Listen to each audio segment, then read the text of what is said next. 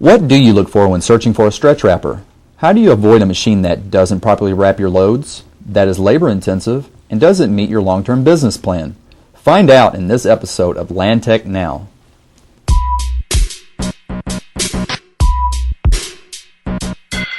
Hi everyone, I'm Derek Jones. Today we're joined by Doug Clark, Technical Service Manager here at Lantech. Doug, how are you doing today? Good. How are you, Derek? Thanks for Doing having great. me. What are some of the things to consider when looking for a new stretch wrapper? You know, what I've seen out in the field, what we really look for is three main things. Understanding the application, planning for the long haul, and look out for hidden costs. Tell me what you mean by understanding the application. Well, what kind of loads do you have? I mean, are they heavy? Are they unstable? Are they hand-picked? You know, the loads really determine what kind of choices you have in stretch wrappers. First choice would be a turntable. Second choice would be a straddle. In a turntable, most of your loads are going to be able to be wrapped on the turntable. You're going to set the loads on the turntable, and it's going to go ahead and spin it around and wrap it. Where with the straddle, we're actually moving the stretch wrapping around the unstable load or the hand-picked loads to make it more stable. Well, now that I know what type of stretch wrapper to pick, how do I plan for the long haul?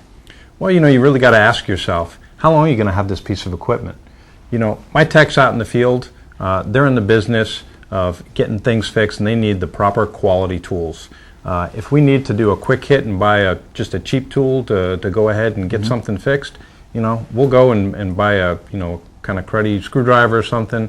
But these guys are in the business, again, for the long haul, just like your stretch wrapper. We're going to buy quality tools that are going to last us for a very, very long time. So if you're only going to have a stretch wrapper for a short time, you know, you can buy something cheap, get you through what you need to do, and then move on. But if you're really looking to buy something that's going to last you for years, you really need to pay attention to the quality.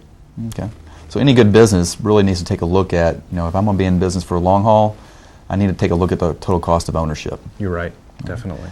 Doug, now that I understand what my application is and that I'm in this for the long haul, what are some of the traps that I can fall into with hidden cost? Well, there can potentially be a lot of hidden costs with the stretch wrapper. I think one of the first things a customer needs to look into is preventative maintenance.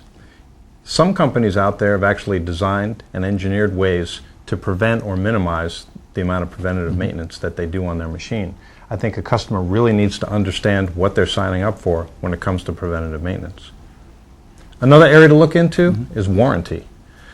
There are some companies out there that actually have exclusions in their warranty, and then there are some companies that don't. I think this is another area that you really need to key into and understand what you're signing up for to make sure the costs are not exorbitant to your company. What about labor? You really need to look at how this machine is going to be run, how it's going to be personally manned, and how they operate the machine.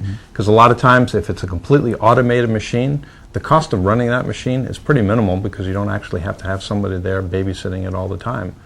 There are other machines out there, very, very labor intensive. You always have to have personnel at the machine actually running the machine. It really doesn't make too much sense when it comes to automation.